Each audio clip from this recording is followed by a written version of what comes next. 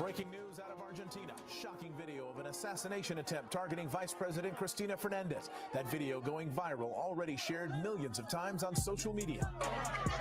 Fernandez greeting supporters as she returned to her home in Buenos Aires when a man with a gun stepped forward, pointing the weapon right at her head.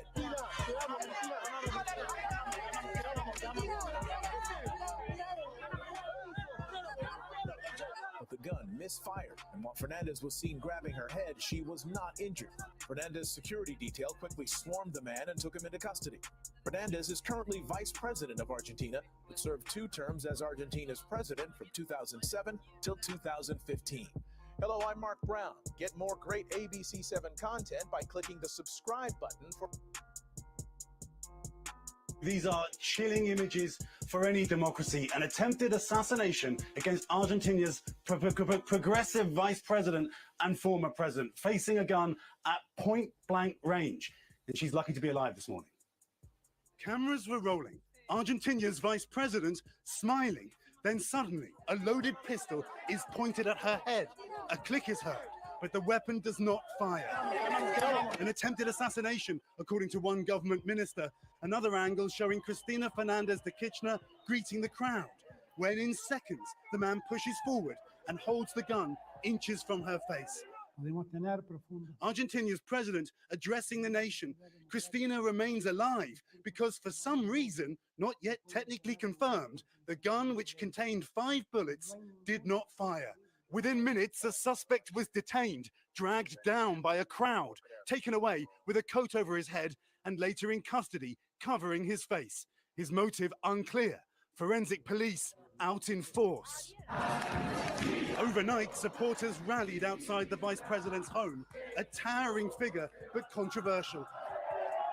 Argentina's politics increasingly bitter. She has faced protests and corruption allegations that she has denied and branded a media judicial firing squad. Now these images, the most serious challenge to democracy for decades, the president said, warning that hate leads to violence. But as Argentinian television replays these seconds again and again, the danger this morning may be deeper political divisions. And this morning, Chanel, many in Argentina are united in condemning what happened, and world leaders are speaking out, one saying hatred and violence will never triumph over democracy. Hey, thanks for watching our YouTube channel. Find your favorite recipes, celebrity interviews.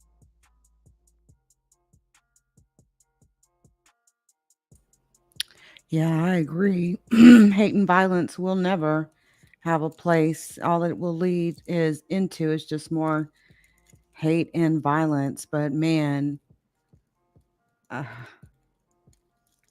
wasn't nobody but God. You could actually heard the trigger when this gentleman put that gun in her face. He actually pulled that trigger. There were 5 bullets in the gun, and for some reason, it did not fire. And she is alive to live to tell another day, right? It's like it's been open season on leaders in all over the world. In just the last few years, we have seen the president of Haiti murdered in his own home. We watched the former prime minister of Japan, Shinzo Abe, assassinated while giving a speech. This woman has been embroiled in a lot of controversy, though. She has. This vice president there's a lot of people that really dislike her. They say that she's very corrupt. I don't know all the politics of Argentina without having to, I don't live there. So it's different, obviously, right? But the attempted assassin has been identified as Fernando Montiel. He's the one who approached Fernandez de Kirchner with a loaded gun outside her home. Apparently, it had a weapons permit and was arrested in 2021 for carrying a large knife in public, adding that he has at least one tattoo with Nazi symbols. Isn't that interesting?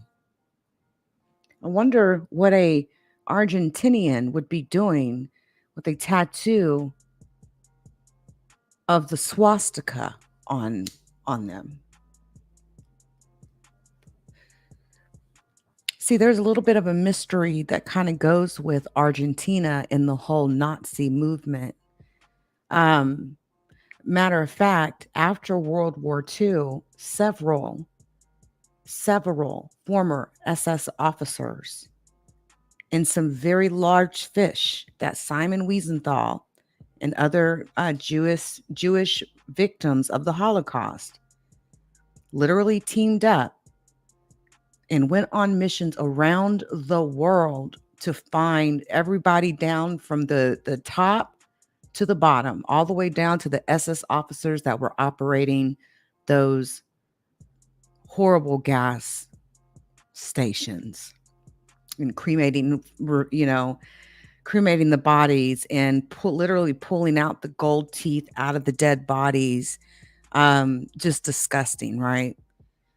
But it's interesting that this Argentinian appears to be a white supremacist. So also there's a rumor that has been long-standing that Adolf Hitler, and as you know, Adolf Hitler's body was never actually seen. Nobody has a photo of Adolf Hitler's dead body. They give us a story that he was killed, in an office of his, et cetera, and then immediately burned. But many, like myself, do not believe that. Matter of fact, there is a photo floating around, and the man is a lot older. He had his arm around an Argentinian woman. He looked just like Adolf Hitler, an older version. This man, he's dead now. He was actually a mystery for many years in Argentina. But the legend goes that once Adolf Hitler realized that it was over and that the Allies were coming in. I mean, it was over for Adolf Hitler, right? It is said that Adolf Hitler got in a U-boat, a submarine. Hey, Gloria. Said that he got into a U-boat, a submarine, and went to Argentina. And that submarine actually pulled up on the coast of Argentina just a few weeks after World War II. There is an embedded population, a German population, embedded in Argentina, former Nazi fascists. And I mean that Berlin is where all of this supposedly went down, right? Where Hitler supposedly was killed, or he supposedly shot himself, right? And his body burned or whatever. But nobody ever provided any evidence. You know what I mean? And so that question came up mostly after several Nazi officers were being located in Argentina. And also it became very obvious that there was a community of former Germans that had fled Germany and the United Kingdom, had fled that area after World War II to avoid prosecution. Because again, you had Simon Wiesenthal teaming up with people all over the world. They were going in when they went into Argentina, and they did actually a couple of kidnappings.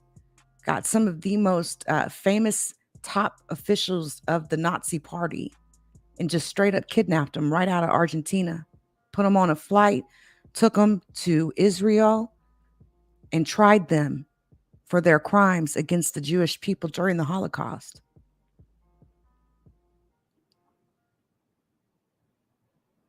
So it's very interesting that the attempted killer appears to have some fascist ideals with these Nazi tattoos, swastikas.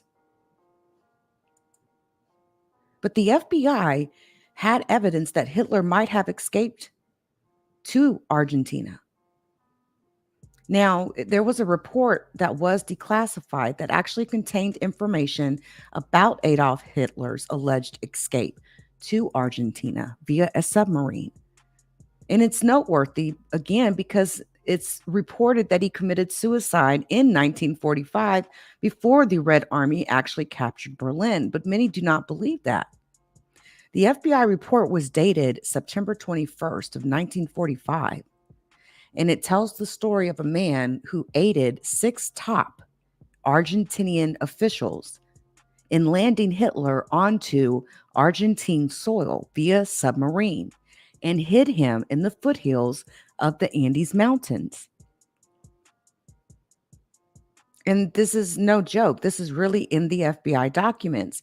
It relates the story told to the FBI by a reporter of the Los Angeles Examiner in July 1945. The reporter's friend, Jack, met with an individual from the Argentine government who wanted to relay a story, but only if he could be guaranteed he wouldn't be sent back to Argentina, which had just experienced a military coup. This informant claimed to be one of 4 men who met Hitler on an Argentine shore about 2 weeks after the fall of Berlin in 1945, where Hitler and his new wife, Eva Braun, ostensibly committed suicide, supposedly. Soviet records claim the bodies of Hitler and Braun were burned and the remains buried and exhumed repeatedly, making verification impossible. Now, Hitler supposedly came ashore with 50 or so others and went into hiding in the towns of San Antonio, Weidema, Neuquén, Münster, Carmena, and Racine, staying with German families. The informant even claimed that he remembered all 6 officials and the 3 other men with him on the shore the night that the German fugitive, former President of Germany, Prime Minister, arrived, suffering from asthma and ulcers. Hitler also had shaved his signature mustache, revealing a distinct butt on his upper lip. Now, a personal letter was written to J. Edgar Hoover, the FBI director, that was written by this informant, and it said specifically that Adolf Hitler not only escaped Berlin and made it to the Argentine shore 2 weeks after the fall of Berlin in that U-boat, lived in an underground residence in Argentina, 675 miles west of Florianopolis, 430 miles northwest of Buenos Aires. The former dictator lived with 2 body doubles in a secret area behind a photosensitive wall that slid back to reveal an entrance to a bunker. They made use of a bank account provided by someone named Mrs. Eichhorn, who ran a spa hotel in La Falda, Argentina, to the tune of 30,000 Reichsmarks, just over $2 million in today's money. This lady and her family made repeated visits to Nazi Germany, where they would stay with Hitler during their visits. The FBI even looked to world news publications, finding photos with famous Argentines, which lends credibility to the idea that high-placed Argentinian officials might have helped Hitler enter Argentina. Again, Joseph Mengele was captured also in Argentina. Now, this informant was paid $15,000, which was almost $200,000 in today's times, for his help. But he said the matter weighed on his mind too much just to let it go. So he approached the Americans. He told the reporter's friend to go to a hotel in San Antonio, Argentina, and meet up with a man who would help locate the location of Hitler's ranch, which was heavily guarded. The reporter was to put an ad in the local paper and then call Hempstead 8458. These were the days before the all number dialing, right?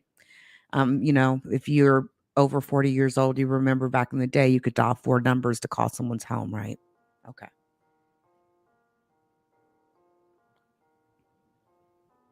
The informant was unable to even provide any more light on the story for the reporter. And despite attempts to set up a further meeting, the reporter was unable to contact the informant directly. So the FBI watched the diner where the reporter ate his meals to see if Jack or the informant ever appeared, to no avail. Though the informant also alleged that Hitler may have entered the United States, no records were found with the Immigration and Naturalization Service for the names of known aliases for Hitler, Jack, or the informant. The FBI, however, deemed the story credible, but didn't have enough information to fully investigate. Plus, they're based here in the United States and have no say-so in Argentine matters. Now, an FBI memo to J. Edgar Hoover remarked that the agent in charge of the investigation believed that both Adolf Hitler and Eva Braun survived the fall of Berlin. Again, both their bodies have never been found. They have never been identified. And it is believed that they both disappeared the day before the Russians entered Berlin. He believed that Hitler's normal relationship with Switzerland, along with Hitler's lack of any other language, would make, most likely Switzerland was a path out, basically, to get to Argentina. Literally abandoned his so-called troops. But again, the Allies were coming in. And so when I see that this attempted assassin, again, it has, swastika tattoos and all of this stuff, it seems so weird that there would be that Aryan nation, white supremacy mindset coming out of Argentina where the skin is brown as hell, right? But again, just know there is an embedded German population.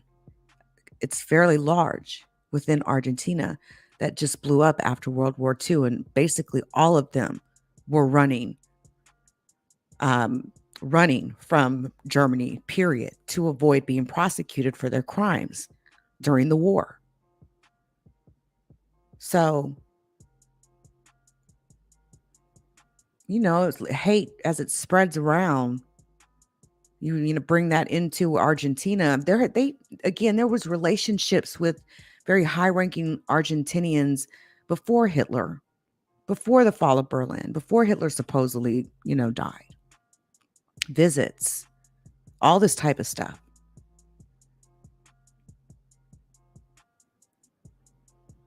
It's like you're going to escape to a brown country of brown people, but you feel like every human being should have blonde hair and fair skin. What a joke. What a joke. It's kind of scary. It's so scary, the level of power that Hitler managed to amass in just a few years, to the point where he said, I'm going to take all this land for myself. I want all of it. I want Poland. I want the UK. I want, I want it all. I want Italy. They had a dictator, Mussolini, who was hung. Those were some crazy times. And it wasn't just, the United States and the Allies, the British and all of that were swooping in trying to get rid of Hitler. Again, you had the Red Army. Russia was involved in that war as well. And they were trying to kill Germany from a whole nother side because Germany was trying to invade Russia. And today, from my understanding, I believe it's a crime to wear an SS officer uniform in the country of Germany. I know there's like some specific rules or whatever after the war. But man, listen, it wasn't just about the fact of how they did Jewish people in Germany. They moved out into other countries and like a machine, a killing machine, murdered over 6.5 million Jewish people. Like a killing machine. Dedicated kill spots. Dedicated places, dedicated crematoriums, dedicated gas rooms. And, the children get in there on the train with their mothers and their fathers and they all get separated. Immediately, get stripped down. They're taking the golds out of the fillings, out of their teeth. It's, there was one guard called Ivan the Terrible who worked in one of the gas tanks. And they said he was so brutal. And that he would even, that he had a bayonet strapped on the end of his firearm. And it was very common for him to torture those Jewish prisoners who were walking into the gas chamber to be gassed to death. He would literally stab them with the bayonet on the end of his gun. Do you know that he came to America and lived up north for like over 20 years before they finally realized who he really was? A former SS officer who had committed thousands of murders. But him particularly, again, they had nicknamed him Ivan the Terrible because of how brutal he was towards those Jewish prisoners. So nobody, not even for Ava Braun, never found.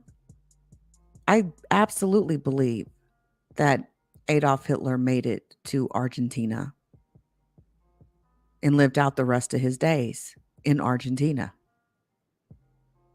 Took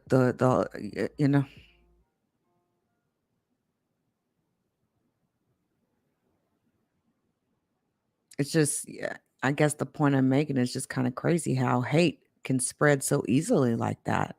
You can take those types of ideals and ideas and stuff, right? And take that stuff to Argentina, where the majority of the country is brown people, is closer to the equator. That's the only thing that's controlling skin color is the sun. Guarantee you, the further out from the equator, the lighter people are, the further closer to the equator, the darker people are, right? But to think that you could, these German Nazis can go to a country of brown-skinned people and push their ideals onto these people. But because the truth of the matter is that they feel like those brown-skinned people are inferior to them. Remember, Hitler wanted an Aryan race. Man, there is so much talk about, even in the community of UFOs and aliens, there's talk about shit that Hitler was involved in, all the way even down in Antarctica. Red mercury. Just do some research on red mercury and how it can actually create a gravitational bubble, literally. And you can control gravity within that bubble. Like, they did a lot of scientific experiments. They also did a lot of experiments on human beings. And it even took their sick experiments, twisted experiments, into isolating when children, mothers, and fathers were coming down those trains to those death camps. A special order had been sent out by that horrible doctor, Mengele, I believe his name was. I may be wrong, but I can pull it up. But needless to say, he tested on twins. So when these trains would come in, there was an order to look for any twins, boys and girls. And those twins were taken into another part of the death camp where human experiments were performed on them. They were injected with all sorts of substances. Some of them died.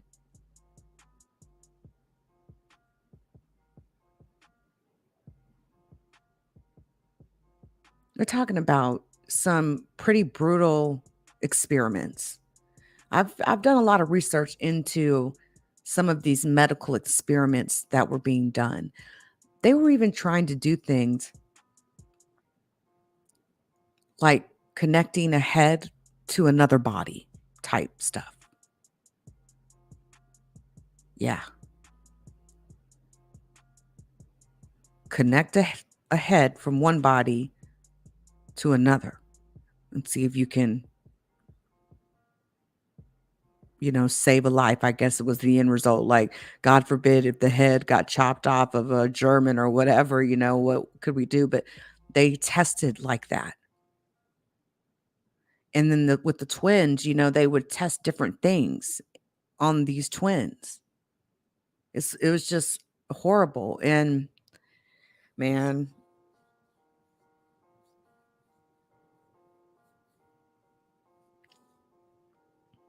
feels like it's open season on leaders. Again, the Shinzo Abe assassination, the president of Haiti assassinated. And it's so obvious after stuff like that happens. You may be remembered in a few blog articles, man. But it just, that people are angry, man. People are angry. It's a struggle out here to survive. There's a lot of poor people in Argentina also. And there's a lot of people pissed off at this lady because they feel like she's corrupt as hell. They say she's got a lot of really strange dealings. Who knows? But I know one thing. When that gun popped up in her face,